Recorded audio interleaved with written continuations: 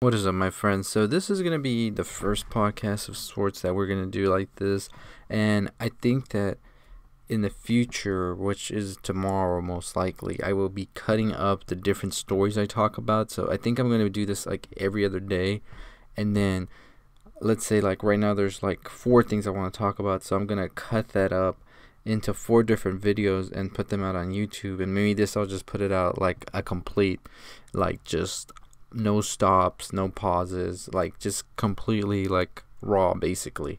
So I think that's how we're gonna do this every Sunday, and then we'll see if we do it at two more other days of the week, and then whatever we talk about on the podcast that will get split up. So if I talk about one story, that's one story, one video that goes up on the YouTube channel, and then the next story goes up as a different video. So I don't know, we'll see how it goes. I'm just still trying to see how I want to handle things on this channel, but let's just start off. This is mostly a horror related podcast, I believe, because I didn't really expect to make it just about horror, but the news that I want to talk about is mainly horror. Well, it is all horror. So let's start off with the newest one and something that's related to what we just got this weekend. So this weekend, if you're not aware, The Nun came out, which is in the big Conjuring universe that James Wan has delivered to us. And let me just say, I give kudos to James Wan for doing something so incredibly, like, I would never have thought of a shared universe in the horror genre, but he did it, and oh my goodness, it is amazing. One of the things I want to talk about is the Conjuring universe and The Nun, as I said. And one of the big things that everybody's talking about, well, speculating, is, do the Farmiga sisters have a connection in this universe? Of course, we know they are real life sisters, but is there something more to it in the universe? Because why would they choose two people that are related, especially that look really similar to each other as they do? Now, many people are speculating different theories, and this is a theory I had ever since I heard about the casting of Tessa, and it is this Vera Farmiga or Lorraine Warren in the movie like family member? And at first I was thinking like her mom, but then the timeline wouldn't make sense, and then I was thinking her sister or her cousin. But then there's some people that are actually speculating that this is actually the same person.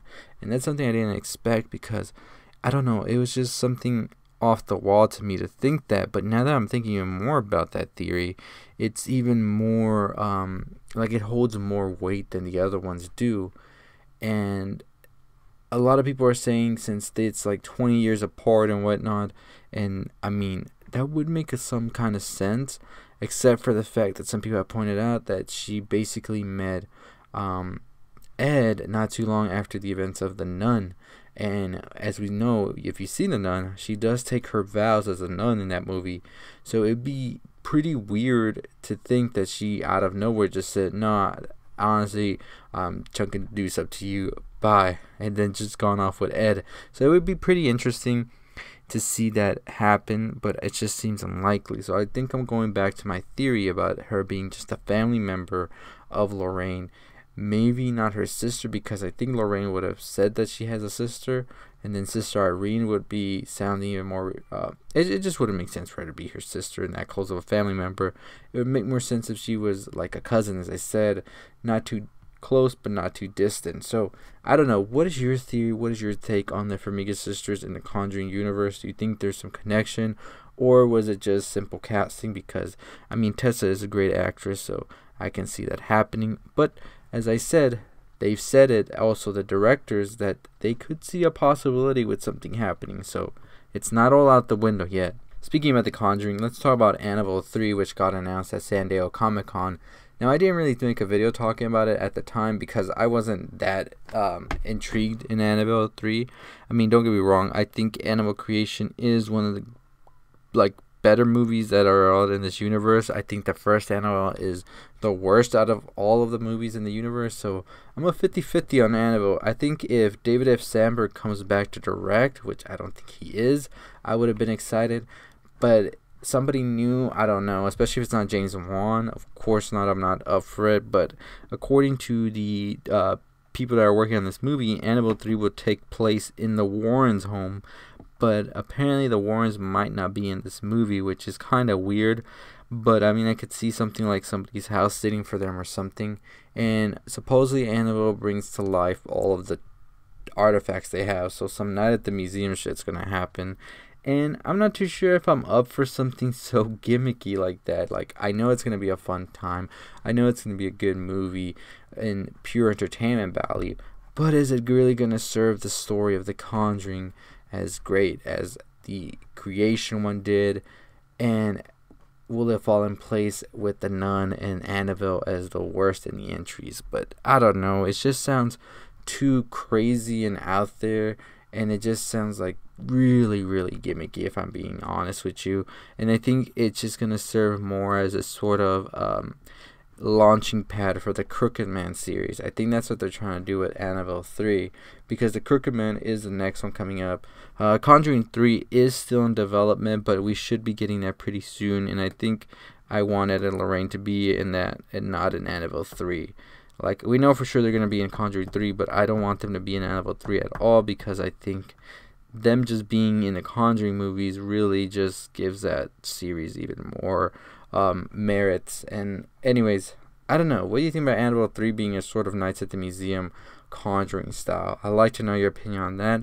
But anyways, let's talk about It Chapter 2 now, with something else they talked about San Diego Comic-Con. I talked about some of the footage they showed as well. Check out that video. But apparently, It Chapter 2's ending is going to be a closure. And of course, we all know that was going to happen. But also very, very devastating as well. So, according to one of the writers, I believe, for It Chapter 2, this is what they had to say. The ending, I think, will satisfy the audience and maybe break their hearts a little bit. And they went on to say that this is a complete story. They also talked about adapting certain scenes from the novel, and they said, like I said with the first one, it's really this embarrassment of riches. It was trying to do your best job of taking what Stephen King wrote so beautifully all those years ago and try to translate it to the script page. For me, it was really fun to be able to revisit these characters and see what they're up to 27 years later. There was a challenge trying to get all those characters' introductions, and here we are so far, which is fun to tackle.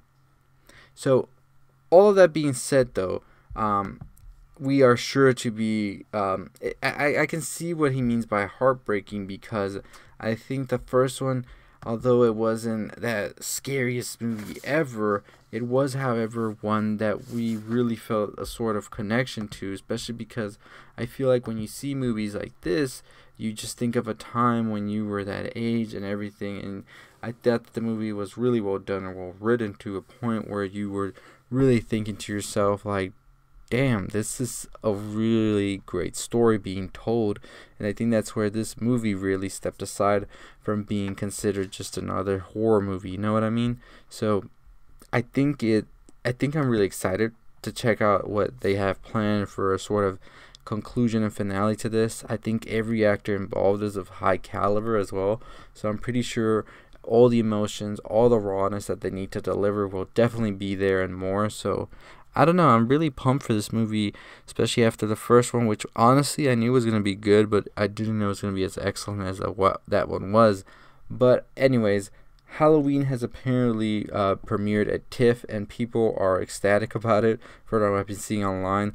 I'm ecstatic, I'm excited, I can't wait to check it out. Hopefully I get to check it out pretty early on. But here's hoping, crossing my fingers. And anyways, if you want to know more about movies that I love, about endings, explains, about me just talking about theories, analysis, and all that stuff on music and movies, hit the subscribe button. This is going to be the first podcast, and this you might be listening to on Anchor. Go check me out on YouTube. That's where I do most of my content as well. So anyways, I'm on the road to 6,000 subscribers over there on YouTube, so if you could go over there, help, share, like, comment, all that good stuff, it would definitely mean a lot to me. But as always, as I said, this is going to be done every other day, where I do a whole talk for like 10 to 15 minutes, and then after that, I split each like talking point, and then just put out like a separate video on YouTube, maybe add some graphics, maybe the video of the podcast. Not for this one though, because I'm pretty sleepy right now and I look like a fucking mess, so not gonna happen for this one. But for future ones, definitely will be there for you to check out. But anyways, as always, if you haven't already subscribed, I said hit that subscribe button. Follow me on Anchor if you're listening there. Go to my YouTube channel after. Go to my Twitter. Everywhere you can see, follow me there. We got a lot of stuff coming to this channel, and I'm pretty excited for that. Also, I got a short video YouTube channel where I do shorts and stuff like that. Go follow that. I haven't updated it in a year, but definitely some will be coming pretty soon. Halloween is upon us, so yeah, I'm gonna buy a lot of stuff for that. So anyways, as always, that's gonna do it for me. I'll see you next time. Stay positive, my friends.